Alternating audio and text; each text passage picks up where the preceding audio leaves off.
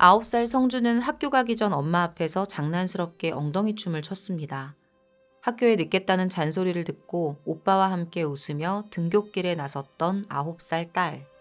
하은이는 1학년이었고 책가방을 맨 뒷모습은 몸이 다 가려질 만큼 작았습니다. 집에서는 애교 많고 귀여운 둘도 없는 막내딸이었죠. 너무나도 평범하게 시작된 두 아이의 아침, 하지만 그게 마지막이었습니다. 아이들은 20년이 넘도록 학교에서 돌아오지 못하고 있습니다. 오늘 준비한 사건은 강진 초등학생 실종 사건입니다. 이 사건은 2000년 6월부터 2001년 6월까지 전라남도 강진군에서 벌어진 초등학생 실종 사건인데요. 여러분들께서는 일명 강진 초등학생 실종 사건으로 많이들 알고 계시죠? 다른 사건들도 마찬가지지만 이번 사건은 너무도 유력한 용의자가 떠오른 상황이었기 때문에 더더욱 다뤄야겠다고 생각을 했습니다. 아이들은 20년이 넘도록 부모의 품으로 돌아오지 못하고 있는데 이 아이들의 마지막을 기억하고 있을 것 같은 누군가는 버젓이 살아있다는 거예요. 그리고 이 실종 사건과 연관돼 있을 가능성이 매우 높은 결코 무시할 수 없는 목격담과 증언들에 대해서 여러분들께 꼭 전해드리고 싶어서 사건을 준비하게 됐습니다. 2000년 6월 15일이었어요. 전남 강진군 강진읍 교촌리의 동초등학교 앞에서 당시 2학년이었던 김성주 양이 실종되는 사건이 발생합니다. 성주는 그날 오빠를 기다리기 위해서 교문 앞에서 친구와 헤어졌는데요. 다음 날 현장 학습이 있어서 평소보다 일찍 오후 2시쯤에 학교에서 나왔어요. 교문 앞에서 친구와 헤어지고 학교 근처에 있는 문구점 앞에 있는 평상에서 여기에 앉아서 오빠를 기다리고 있었습니다. 오후 2시 30분경에 친구가 성주의 모습을 목격해요. 그리고 20분 뒤에는 친한 4학년 언니가 성주를 보게 됩니다. 이때 둘이 나눴던 짧은 대화도 있었어요. 왜 거기 있어? 이렇게 물어봤었고, 나 오빠 기다려. 이렇게 대답을 했다는 거죠. 그리고 이 4학년 언니가 성주를 또다시 보게 됩니다. 그때가 오후 3시 10분경이었는데 성주 양이 우시장 방향으로 고등학생 남자 셋을 따라가는 걸 봤다는 거예요. 그래서 이 아이가 뭔가 이상하다라고 느꼈던 거죠. 그래서 그 뒤를 쫓아가기 시작합니다. 근데 갑자기 앞에 가던 고등학생 중에 한 명이 뒤를 돌아보면서 쫓아오지 말라는 식으로 뭐라고 한 거죠. 그래서 그 이후로는 이 아이가 따라가지 못했다고 합니다. 그리고 이 같은 학교에 또 다른 학생이 이날 성주양을 또 봤다고 하는데요. 남자 2명과 함께 액세서리 샵에 있는 걸 봤다는 거예요. 근데 단순히 보기만 한 게 아니라 성주가 가게 밖으로 나오면서 이 두 아이가 서로 인사도 나눴대요. 그때 성주가 이 아이를 보면서 언니라는 말도 했다고 합니다. 근데 이 언니라고 말하는 표정이나 말투 이런 것들이 뭔가 되게 불안해 보였다라고 아이는 기억하고 있었어요. 당시에 이 아이들이 봤다는 남성들의 몽타주가 지금 보고 계시는 사진입니다. 경찰이 이 몽타주를 토대로 인근 지역 범위를 넓혀가면서 탐문 수사를 진행했는데요. 결국에는 성주양을 찾을 수 없었어요. 말 그대로 실종 아동이 돼버린 거죠. 자, 그로부터 딱 1년이라는 시간이 지납니다. 2001년 6월 1일. 딱 1년 정도가 지났잖아요. 똑같이 강진이에요. 강진군 강진읍 평동리에 강진중앙초등학교 1학년 학생이었던 김하은 양이 실종돼요. 보통 1시 반 정도에 집에 돌아왔었는데 그날따라 집에 오지 않고 있었던 거예요. 하은 양 역시 하굣길에 실종이 됐는데요. 성주 양에 비해서는 목격담이 거의 없었습니다.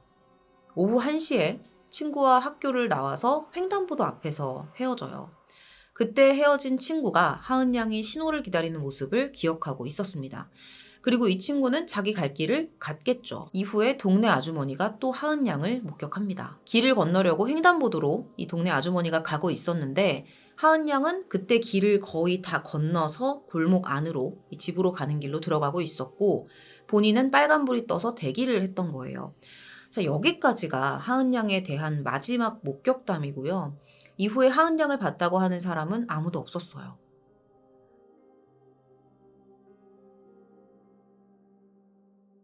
그나마 하은 양의 하굣길에 이 골목 안으로 들어가게 되면 이발소가 하나 있긴 하거든요.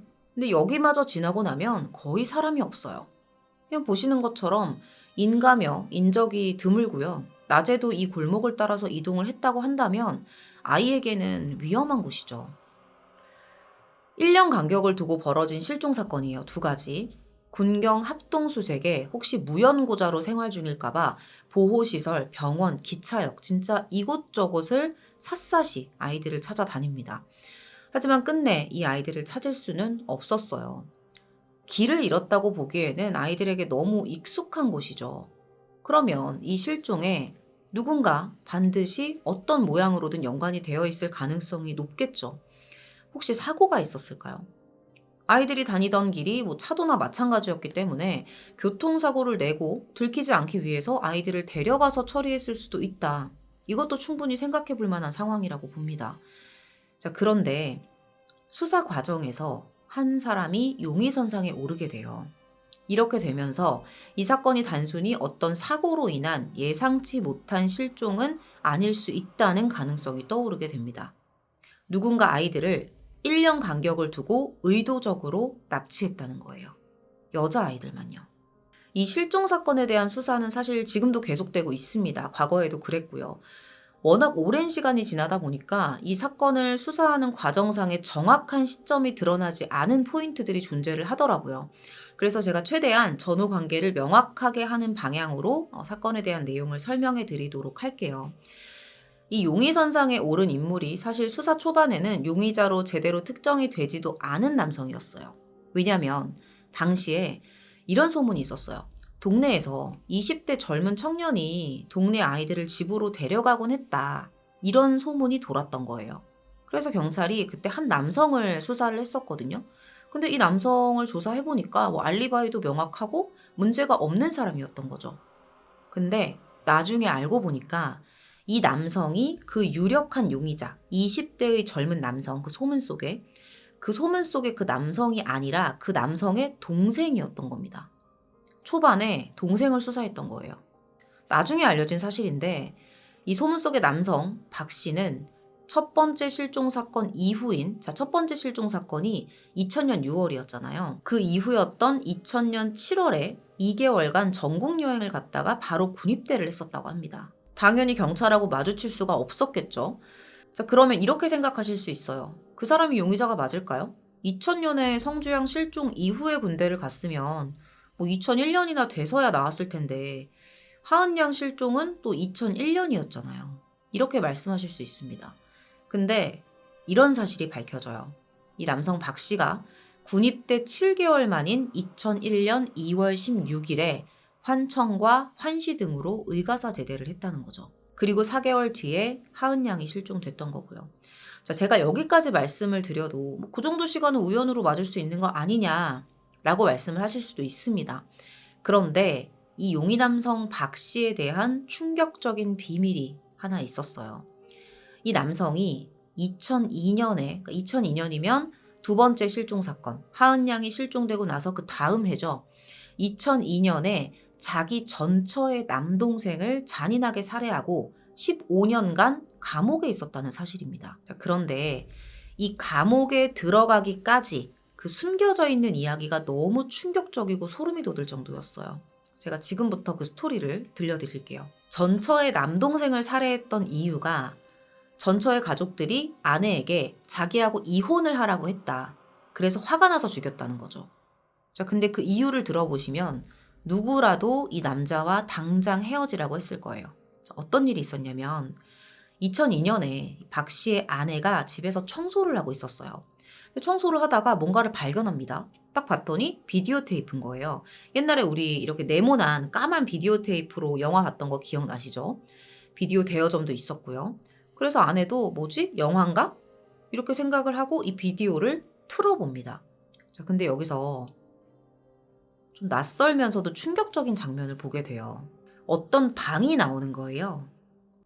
처음 보는 장소였는데 이 구석에서 한 여자아이가 쓰러져 있었던 겁니다. 1학년에서 2학년 정도로 보이는 초등학생 같았는데 얼굴을 봤더니 완전히 다 멍투성인 거예요. 아이는 막 울고 있었고요. 이것만 봐도 도대체 이게 무슨 비디오야? 하면서 놀랬겠죠. 그런데 더 깜짝 놀랐던 건 이 화면 속에 한 남자가 나타나는 거예요. 근데 그 사람이 자기 남편 박 씨였던 겁니다. 박 씨는 화면 속에서 렌즈를 응시해요. 그리고 이 아이에게 손가락질을 합니다. 그리고 이걸 누군가에게 보여주듯이 얘 도망가다가 나한테 잡혀서 맞았어 라고 말하는 거예요. 이후의 장면은 더 끔찍했어요. 맞는 모습뿐만 아니라 성적인 학대를 당하는 모습까지 필름 속에 고스란히 담겨 있었던 겁니다. 온몸이 부들부들 떨렸겠죠. 나중에 박 씨의 아내가 이 비디오를 봤다는 사실을 박 씨도 알게 된 것 같아요. 그래서 이 비디오의 내용을 발설하지 않는 조건으로 이혼을 하게 됐던 거예요. 자, 이걸 보면 이미 이전부터 이 두 사람 사이에는 이혼에 대한 이야기가 오고 갔던 걸로 보입니다. 그런데 둘이 그런 조건으로 이혼을 한 뒤에 박 씨가 전처의 동생을 살해했던 거죠. 자, 이런 일들이 2002년에 벌어진 일입니다. 이때는 두 번째 실종 사건, 하은 양의 실종 사건 이후의 시점이에요. 그 다음 해예요. 자, 이 영상 속의 이야기 믿기지 않는데 사실일까요? 이런 말도 있었어요. 자기 동생을 죽였으니까 여기에 대해서 뭔가 누나가 안갚음을 하려고 그냥 너 한번 혼나봐라 이렇게 누명을 씌운 게 아니냐, 뭐 있지도 않은 그런 내용 꾸며서 말한 거 아니냐, 이런 말들도 있었는데 이 영상의 내용과 존재가 정말 사실이라는 걸 뒷받침해주는 실제 피해자의 또 다른 고백이 있었습니다. 지금부터는 그 이야기를 한번 해볼게요.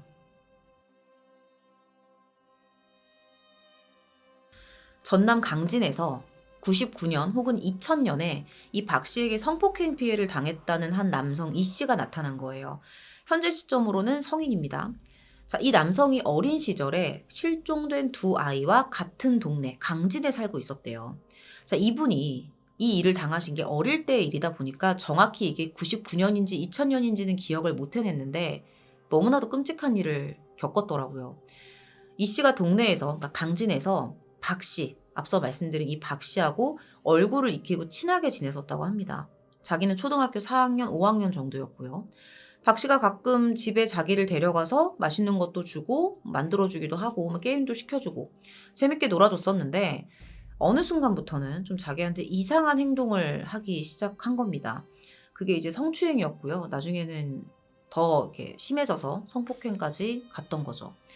자, 근데 여기서 이 씨가 정확하게 기억하고 있었던 건 뭐냐면, 그러니까 시기적인 건 좀 헷갈렸지만 정확하게 기억하고 있었던 게 뭐냐면 그렇게 비디오 캠코더로 그 추행이나 성 과정을 찍었다는 거예요, 박 씨가. 딱 그 검정색 비디오가 들어가는 그 캠코더로 기억을 했었습니다. 이거를 어디에다 보관을 해왔는지까지도 기억을 했어요. 이 모든 게 어린 이 씨에게는 너무나도 충격적인 경험인데 이게 좀 오래 지속이 됐었나 봐요. 그래서 이제는 슬슬 박 씨를 피했던 거죠. 근데 학교에서 집으로 갈 때 꼭 이 박 씨의 집 앞을 지나쳐 가야 하는 거예요. 이 길이, 이 경로상 그렇게 되는 거예요. 그러다 보니까 나중에 이 씨가 생각해낸 방법이 이번에는 논을 가로질러서 집으로 가자. 그러면 안 마주치겠지 라고 생각을 하고 논을 가로질러 갑니다. 근데 박 씨가 이 논두렁에서 이렇게 서서 기다리고 있는 거예요. 어떻게 알아냈나 했더니 얘가 요즘에 안 보이니까 망원경으로 그 오는 길이 하나거든요. 여기를 얘가 오나 안 오나 얼마나 왔나 이걸 지켜보고 있었던 거죠. 이 씨는 그때 논두렁에서 자기를 이렇게 기다리면서 쳐다보고 있었던 박 씨의 모습을 아직까지도 기억하고 있다고, 너무나도 무섭다고 했습니다. 사실 부모님한테 이런 일을 털어놨으면 좋았을 텐데 이 씨가 당시에 큰아버지 집에 맡겨져 있는 상태였어요. 그러다 보니까 어딘가에 털어놓을 곳도 없었다고 합니다. 얘는 뭐 부모하고 같이 있지도 않고 내 맘대로 해도 별 얘기 안 하겠다 라고 생각을 했겠죠. 아무튼 집착이 어마어마했다고 해요. 자, 여기까지 들어보시면 박 씨를 둘러싼 전혀 연관 없는 두 사람, 이 씨와 앞서 나온 그 이 씨와 박 씨의 아내 사이에 아주 연관성 있고 지나칠 수 없는 스토리들이 흘러나온 거예요. 근데 이뿐만이 아니었습니다. 당시 동네에서 이 씨뿐만 아니라 다른 남자아이도 비슷한 일을 경험했던 거예요. 이 모든 게 정말 확실하구나 라고 의심이 들 수밖에 없는 또 다른 이유가 있었습니다. 우선은 당시에 박 씨의 아내가 그 비디오를 봤었다고 했잖아요. 그래서 형사가 이거 진짜 그 두 실종 사건, 성주양이랑 하은양 실종 사건이랑 연관이 있는 것 같은데 이렇게 생각을 했겠죠. 그래서 그 영상 속에, 그 발견된 비디오 속의 아이의 모습을 확인을 해야 되잖아요. 근데 또 그 박 씨의 아내에게 사진부터 들이밀고 보여주면 안 되니까 사전 정보를 전혀 주지 않은 상태에서 아이의 모습이나 뭐 몇 살인 것 같은지 생김새 이런 걸 좀 묘사해 보라고 해요. 근데 몇 번을 반복해서 묘사를 했는데 이 실종된 아이 중에 한 명과 너무 비슷한 거예요. 그래서 나중에는 사진을 딱 보여주거든요. 그랬더니 망설임 없이 이 아이가 맞다라고 말을 했다고 합니다. 자, 그리고 또 다른 연관성이 있어요. 당시에 피해 남성 이 씨가 이런 성추행이나 성폭행을 강진에서만 당한 게 아니었던 거예요. 자, 여기가 어디냐면 박 씨의 자취방입니다. 박 씨가 이 씨를 차에 태워서 광주에 있었던 자기의 자취방까지 데리고 갔던 거예요. 실제로 그 집의 외관과 위치까지 기억을 했었거든요. 확인 결과 외관이 이 씨의 묘사와 일치했습니다. 이분이 당시에 그 자취방의 구조, 뭐 가구 배치, 장식된 물품, 장판의 색깔, 벽지, 창문의 모습 이런 걸 다 기억하고 있었어요. 자, 그런데 이 모든 이 씨가 기억하고 있었던 그때 기억 속의 자취방의 모습이 박 씨의 아내가 봤던 그 비디오 속의 모습과 너무나도 흡사했던 거예요. 장판이 노란색이었고 특이한 점은 창문이 신문지로 덮여 있었다. 밖에서 볼 수 없게 창문을 가려놨다는 거죠. 이런 내용들이 너무나도 흡사했습니다. 이 두 가지가 계속해서 맞아 떨어지는 게 단순히 우연이라고 보기는 어렵다는 거예요. 경찰은 이 두 사건이 강하게 연결되어 있다고 판단을 했어요. 여아들의 실종, 그리고 비디오, 그 시기에 또 다른 남자 피해자. 이거는 분명히 강한 연결고리가 있다. 그래서 경찰이 이 남학생이 당했던 사건에 대해서 박 씨를 기소 의견으로 송치합니다. 그 이후의 이야기는 제가 뒤에서 말씀을 드릴게요. 어쨌든 경찰은 그 비디오를 찾기 위해서 박 씨의 본가부터 샅샅이 뒤져요. 찾았을까요? 비디오 못 찾았어요. 지금도 못 찾았어요. 대신 그 캠코더는 찾습니다. 그러니까 캠코더가 있었다는 거예요. 실제로 이 씨에게 그 캠코더를 보여줬을 때 나를 추행하면서 찍었던 그 캠코더가 맞다는 진술까지 확보를 했었고요. 박 씨의 전처도 그게 맞다고 했었죠. 자, 그러면 이상한 게 도대체 이거를 수사했던 시점이 박 씨가 살인죄로 수감되어 있을 때인데 비디오는 도대체 어디로 갔을까? 뭐 수감 전에 없앴던 걸까? 이럴 줄 알고? 라고 생각해 볼 수도 있지만 이게 없었던 이유가 있었습니다. 비디오 테이프가 없었던 이유. 아주 치밀한 놈이에요. 2002년에 전 부인 남동생 살인죄로 수감이 됐잖아요. 그리고 그해 11월 24일에 박 씨가 가족들에게 편지를 보내요. 근데 이 편지 내용에 이런 게 적혀 있었습니다.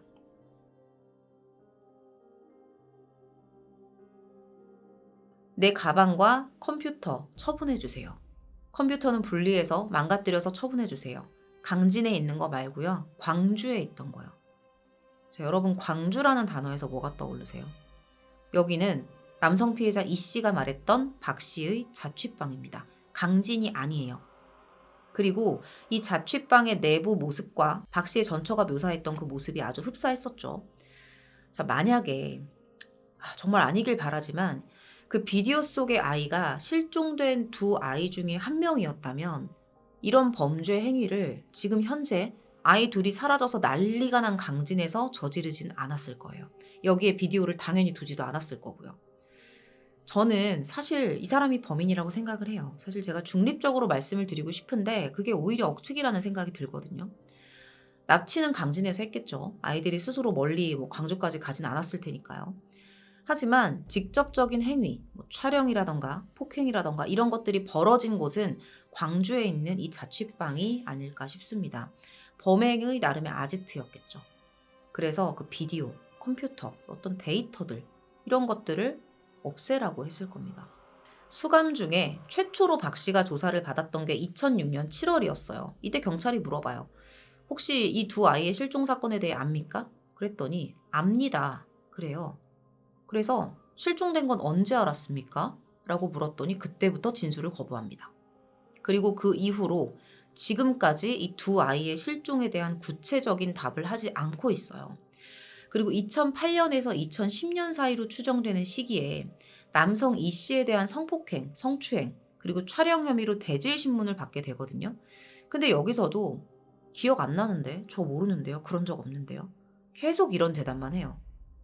그러다가 피해자 이 씨가 박 씨의 강진집, 그리고 광주 자취방의 내부 구조를 자세하게 기억하고 설명을 했더니 그제야 성추행 사실까지만 인정을 합니다. 이때 피해자가 기억했던 박 씨의 모습이 있었어요. 너무 여유 있는 거예요, 사람이. 뭔가 당황하거나 뭐 인상을 쓰거나 이런 게 전혀 없고 너무 여유 있었던 거예요. 근데 이 표정 자체에서도 그런 상황에서 그런 표정을 지을 수 있다는 것도 소름 돋았지만 더 소름 돋았던 건 그 여유 있는 표정이 자기한테 범행을 저질렀었던 그때 그 웃고 있었던 표정이었다고 합니다. 그리고 검찰 수사가 이어지는데요. 여기서 충격적인 진술을 하게 되죠.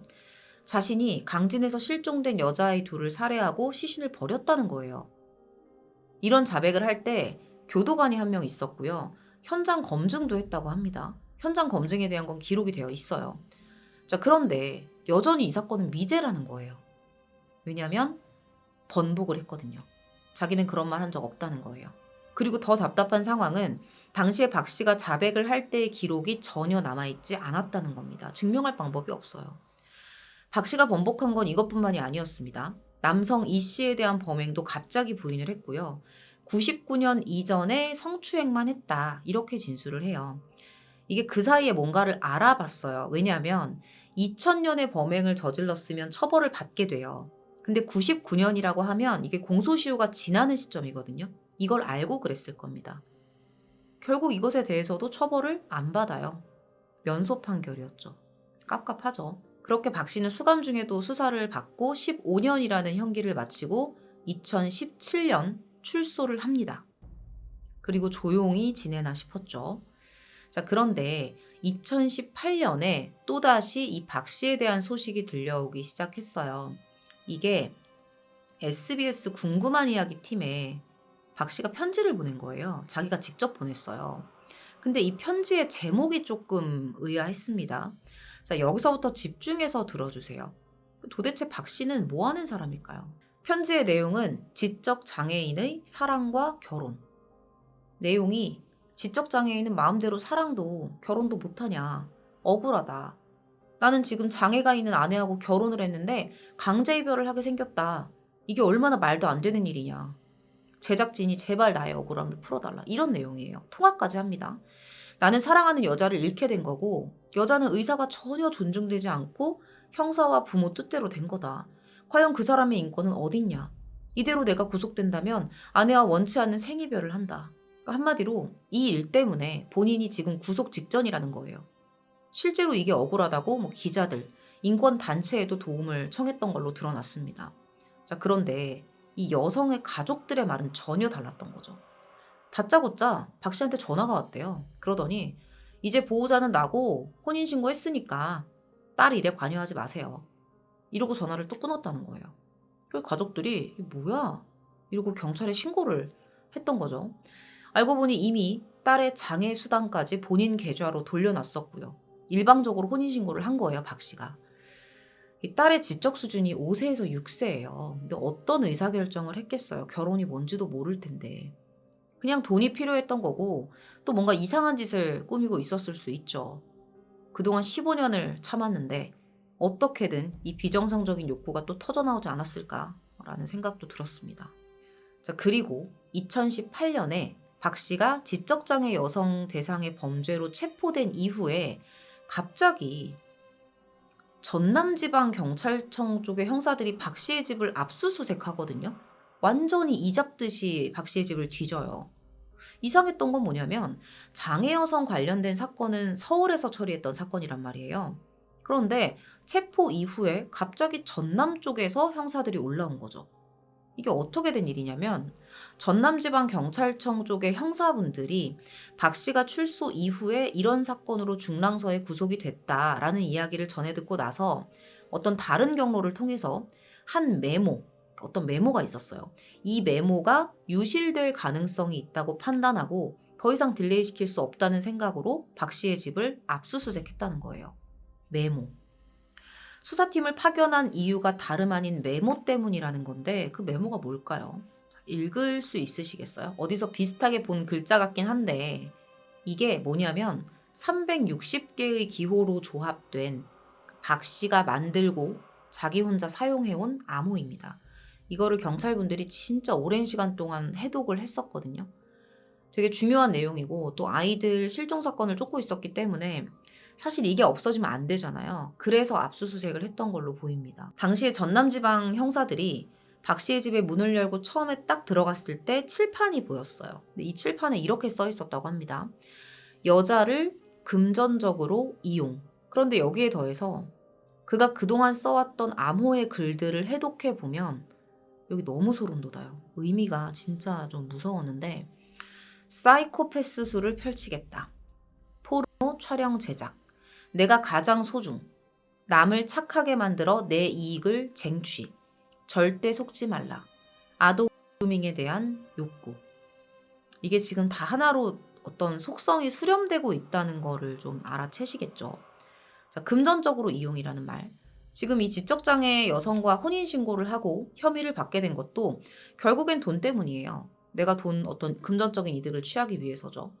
그리고 과거에 전처에게 그 비디오를 들켰을 때 이렇게 말했대요. 아, 이거 외국 사이트에 팔아서 돈 벌려고 찍은 거야. 결국 돈이잖아요. 남을 착하게 만들어서 내 이익을 쟁취. 이 맥락이죠. 자, 근데 여기서 착하다는 건 성격이 착하다는 게 아니라 자기가 쥐락펴락 마음대로 주무를 수 있는 아주 약한 사람, 그리고 지적 능력이 떨어지는 장애인, 이런 대상들의 특징을 이 사람은 착하다고 표현을 한 것 같아요. 이익이라는 건 뭐 돈도 있겠지만 변태적인 성욕구도 크겠죠. 자, 그루밍. 자, 이거는 과거 남성 이 씨가 겪었던, 그러니까 자기에게 잘해주고 게임도 하게 해주고 친절하고 이런 편안한 동네 형의 모습, 여기서 나타나지 않았을까 싶습니다. 자, 그리고 퍼즐을 좀 맞춰보자면 다시 과거로 돌아서 전문가들이 이런 말을 해요. 이건 물론 그들의 의견이지만 여기서 첫 번째로 실종된 성주양의 평소 성격을 좀 살펴보면 보통 이 정도 교육은 당연히 받겠지만 모르는 사람 따라가지 않는다라고 어머님이 말씀을 하셨거든요. 아마 하은 양도 그 정도의 교육은 부모로부터 받았을 겁니다. 그런데 왜 아이들이 감쪽같이 사라졌고 또 그 사라지는 과정에서 목격자가 하나도 없었냐. 이게 저는 그루밍과도 일정 부분 연관이 있다고 보는데 첫 번째 아이 실종 때 목격담을 조금 돌이켜보면 아이가 액세서리 샵에서 나왔단 말이에요. 그때 같이 있었던 걸로 보이는 그 남성들이 사실은 범인이 아닐 수도 있어요.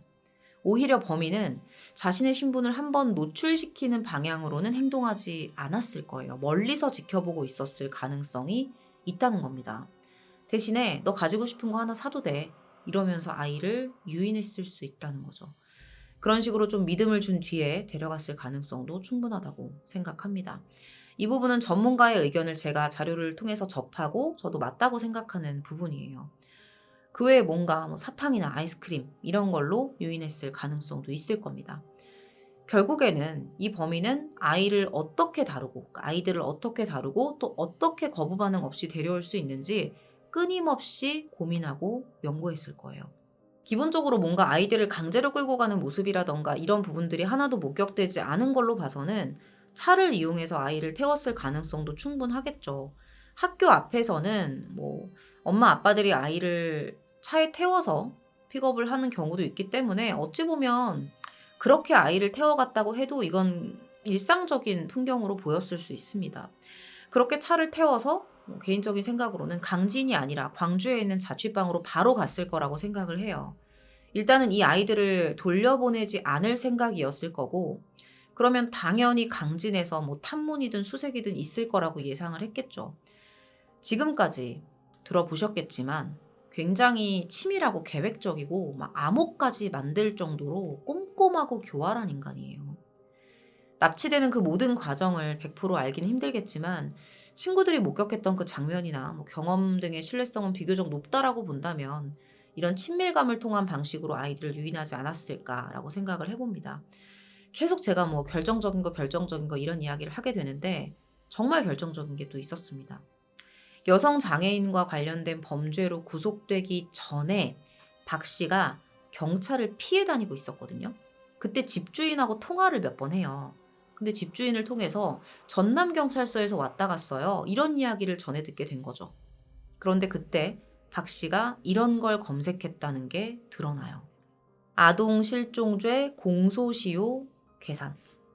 강진 초등학생 실종 사건 공소시효. 본인 나름대로는 그 시점이 되게 급박한 타임이에요. 집에도 못 가고 뭐 집주인하고 연락을 하고 구속되기 전에 어떻게든 억울함을 풀고 싶은 그런 상황이겠죠? 그게 진실이라면. 그런데 그 와중에 전남경찰서에서 왔다 갔다는 이야기를 듣고 왜 저런 걸 검색했을까요? 뭐 그 사건에 대한 검색은 할 수 있다 쳐요. 궁금했을 수 있겠죠. 전남에서 왔다고 하니까 혹시 옛날에 그것 때문 아닐까? 검색해 볼 수 있어요. 그런데 굳이 그 단어, 공소시효라는 단어를 왜 검색했을까요? 자신과 연관되었기 때문이 아닐까요? 그는 정말 억울한 사람일까요? 전처가 주장했던 구체적인 이혼 사유, 비디오 테이프 속 그 장면, 그리고 그에게 피해를 당했던 남성들의 구체적인 진술과 두 아이의 실종 사건 시점 때마다 강진해 있었던 것. 풀린 암호 속의 단어들이 의미하는 바와 이 모든 것들의 연관성들. 이런 게 그냥 다 우연일까요? 과거의 그를 기억하는 주변인들의 이야기와 그들이 보고 경험했던 것들, 뭐 해독된 암호를 통해 알아본 그의 평소 생각들, 거기에 그가 장애인 여성을 통해 얻고자 했던 것들이 무엇인지 되돌려 생각을 해보면 이 박 씨라는 사람 자체가 어떤 사람인지 조각이 맞춰지듯 만들어지는 것처럼 보입니다. 물론 아닐 가능성 또한 존재하지만 지금에 와서 이 모든 것들이 밝혀진 마당에 아닐 가능성을 찾는 게 사실 범인 찾는 것보다 더 어려워진 일이 아닐까 싶어요. 아닐 가능성이 있다면 얼마든지 댓글로 남겨주셔도 됩니다. 그는 분명 동네 아이들에게 친근한 사람이었을 겁니다. 신뢰관계를 형성했기에 집에 데려올 수 있었을 거고 좋은 기억을 남기고 아이들을 한두 번은 집으로 보내줬겠죠. 그래야 또 올 테니까요. 이후에는 다시 찾아온 아이들에게 자신의 본색을 드러내며 비디오 캠코더를 꺼냈을 겁니다. 그는 정말 누굴까요? 자신의 변태적 욕구와 이익을 위해 어린 아이들, 장애 여성을 이용했던 극악무도한 범죄자일까요? 아니면 그저 모든 것이 너무 우연이라서 미칠 듯이 억울할 뿐인 한 사람인 것일까요? 오늘 준비한 강진 초등생 실종 사건은 여기서 마무리하도록 하겠습니다. 긴 시간 시청해주셔서 감사합니다. 잠깐 뒷이야기가 좀 있어가지고 좀 해드릴 얘기가 있어서 근데 되게 소름 돋지 않아요, 이 사건? 오늘 제가 준비한 사건 둘 다 좀 까도 계속 나오는 파도 계속 나오는 약간 이런 거야. 이 사람이 첫 번째 실종 사건 있고 나서 바로 전국 여행을 떠났어요. 아까 말씀드렸는데 이게 서울, 강원도 이렇게 돌아다녔었는데 이때 여행을 하다가 외삼촌한테 편지를 보냈대요. 평소에 뭐 편지를 주고받고 이런 사이도 아니었는데 그때 편지에 이런 글귀가 있었다는 거예요. 이 여행은 이미 계획되어 있었고 그 어떤 일과도 무관하다. 그리고 얼마 전의 일은 나하고는 관련이 없다. 나도 확인하지 않았다. 뭐 이런 좀 이해하기 힘든 말을 하거든요. 근데 이게 이제 진술 분석가 분들의 말에 의하면 이 얼마 전의 일이라는 게 그 편지를 보낸 시점을 기준으로 했을 때 가장 최근의 일을 가리킨다는 거예요. 그래서 이 사람이 글을 쓴 시점이 실종 사건 이후에 여행을 가서 쓴 거기 때문에 여행에서 어떤 일이 있었던 게 아니라면 이 바로 앞에 있었던 실종 사건을 지칭했을 거라는 거죠. 그럴 개연성이 높다는 거예요. 그리고 여행에서 무슨 일이 있었던 게 아닌 이유가 뭐냐면 여행 중에 일은 본인만 기억할 거 아니에요. 본인만 아는 거잖아요. 근데 그걸 외삼촌에게 편지까지 써가면서 이야기할 이유가 없는 거죠. 뭐 외삼촌과 내가 동시에 알고 있는 일이니까 저런 식으로 편지를 썼겠죠. 여행에서 혼자만 겪었던 일이면 뭐 얼마 전의 일이라고 마치 삼촌이 알고 있다는 듯이 뭔가 메시지를 보내진 않았을 거라는 겁니다. 그 이전에 뭔가 대화가 오고 가긴 했던 것 같아요. 이 외삼촌이랑 이 사람 사이에. 너 혹시 이번에 강진에서 애들 실종된 거하고 연관 있니? 20대 남자들 지금 의심받고 있던데 너 뭐 없지? 이런 얘기가 오고 갔을 수 있거든요. 왜냐면 조카가 강진에 사는 걸 아니까. 그리고 또 이런 일도 있었어요. 그 20대 남성에 대해서 경찰이 막 탐문하고 그랬을 시점에 딱 그 다음 시점에 한 신문사에 제보가 들어왔어요. 누가 게시판에 글을 올린 거예요. 근데 뭐 이런 내용이에요. 내가 남자 2명한테 하은이하고 비슷한 애를 데려다줘서 아마 지금 부산에서 앵벌이를 하고 있을 거다. 내가 죄책감 때문에 지금 글을 올린 거다. 이런 글이 올라오거든요. 이게 순천에 있었던 한 PC방에서 올라왔던 글인데 누가 썼는지는 결국 못 찾아요. 이것도. 그러니까 정말 너무너무너무 미스터리한 사건인 거죠. 근데 이 내용, 그 제보된 내용도 사실 신빙성이 떨어진다고 하는 게 이런 제보 자체가 사실 피해자를 구제하고자 하는 게 목적일 거 아니에요. 그러려면 구체적으로 아이가 어디 있고 이런 정보에 대해서 좀 내용이 들어가 있어야 되는데 그런 내용은 전혀 없다는 거예요. 죄책감을 느꼈다는 사람이 제보했다? 이렇게 보기에는 좀 어렵다는 거죠. 그러면 누군가가 뭔가 수사의 방향을 바꾸고 싶었을 수도 있죠, 실제로. 그리고 그것 때문에 수사력이 그쪽으로 집중되기도 했었어요, 당시에. 그러니까 이런 제보 내용이나 이런 것들도 뭔가 다 거짓 같은 거야. 진짜 제보한 게 아니고 뭔가 만들어낸 것 같은? 그리고 뭔가 수사 방향을 바꾸고자 하는 이런 모습들이 좀 많이 보인다는 겁니다. 이게 너무 안타까운 사건인데 김성주 양의 어머니 같은 경우에는 지금도 딸이 입고 있었던 그 옷을 그대로 가지고 계신데요. 그 9살, 8살 때 입던 거. 그리고 주머니에다가 10,000원짜리를 한 장을 넣어두셨더라고요. 이게 혹시라도 우리 딸이 어디 가서 돈이 부족하지 말라고 그런 믿음을 가지고 넣어두신 것 같아요. 하은양 아버지 같은 경우도 막 방송에서 많이 우셨는데 아이가 성인이 되면서 그 주민등록증을 발급하라고 통지서를 받으셨대요. 실종이 됐으니까 뭐 생사가 확인된 것도 아니고 보는 저도 되게 마음이 아팠습니다. 아휴.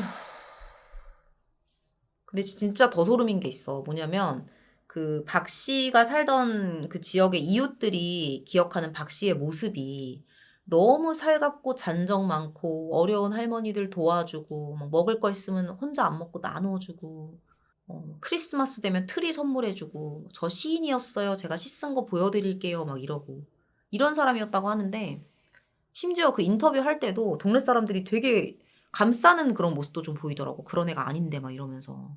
근데 뭐 사실 이미 사람을 죽였던 놈인데 그런 놈이 이런 모습을 보였다는 거잖아요. 그 이후에.